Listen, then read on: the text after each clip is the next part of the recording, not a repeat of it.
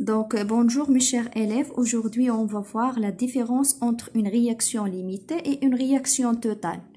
Donc, à l'état final d'une réaction limitée, il y a la coexistence des réactifs et des produits, c'est-à-dire aucun des réactifs que nous avons au départ n'est totalement consommé.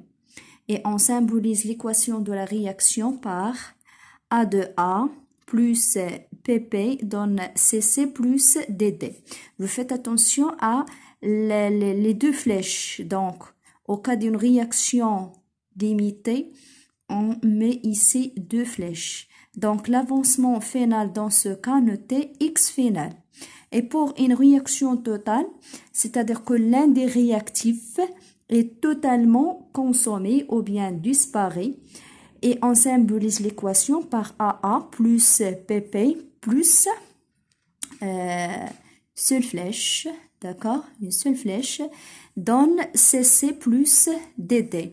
Et l'avancement final dans ce cas-là, noté X final égale X max, d'accord?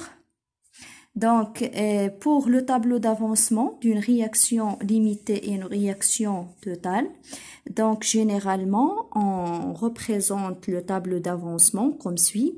En première ligne, on met l'équation de la réaction, deuxième ligne, les quantités de matière, et puis les états d'avancement et l'avancement. Donc, les états du système et l'avancement.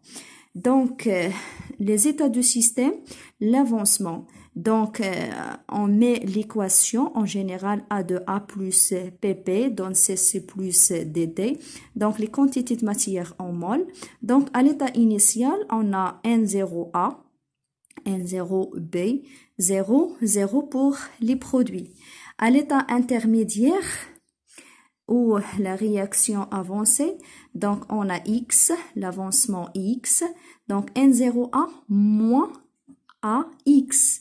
Donc A, c'est le nombre stoichiométrique ou bien le coefficient stoichiométrique du réactif A. Donc si on a par exemple ici 2, on met ici 2. Si on a 1, on met 1. D'accord? Vous faites attention au nombre de nombres stoichiométriques. On a N0P moins P moins Px, et ici, elle se forme Cx dx. D'accord? C'est ça l'état dans l'état intermédiaire. Donc, à l'état final, dans le cas d'une réaction limitée, état final, donc l'avancement noté X final. Donc, on met N0A moins AX final, M0B moins BX final, Cx final, dx final.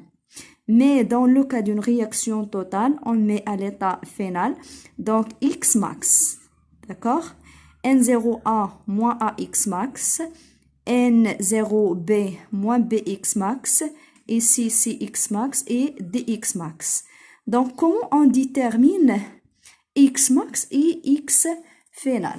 Donc, pour déterminer les deux variables, donc on a à partir du tableau d'avancement qu'on a ici, on a ici c'est Cx final. C'est quoi Cx final? C'est la quantité de matière formée de produit C. Et dx final, c'est ne que la quantité de matière formée de D. D'accord? Donc on a le système ici, on a NC formé égale à CX final et N déformé est égal à DX final. Donc, ça donne soit X final est égal à NC final sur C, le coefficient stoichiométrique ou bien le nombre stoichiométrique, et X final est égal à ND final sur D. Bien sûr, vous aurez des données pour faire le calcul. Et pour déterminer X max, donc c'est quoi l'avancement final? On le détermine par détermination de réactif limitant, c'est-à-dire à l'état final, on a soit A ou soit B sera disparaît totalement. Qui dit la disparition totale de l'un des réactifs, c'est-à-dire qu'à l'état final, les quantités de matière restant à l'état final égale à 0. Donc, si on suppose que A est le réactif limitant, on aura automatiquement N0A moins AX max est égal à 0. Ici, on suppose que B c'est le réactif limitant, on aura bien sûr N0B moins BX max est égal à 0. Donc, on obtient X max est égal à N0A sur A, ou bien X max est égal à N0B sur B. Donc, X max c'est le plus petit de l'un des deux. Donc, si on trouve par exemple ici 2 moles et on trouve ici 3 moles, donc le plus petit c'est le 2 moles, donc c'est la valeur de X max et donc le réactif limitant sera bien sûr dans ce cas-là, c'est le réactif A. Donc, comme ça, on détermine comment, voilà, on a vu comment on détermine une réaction limitée ou bien une réaction totale. Donc, merci pour votre attention.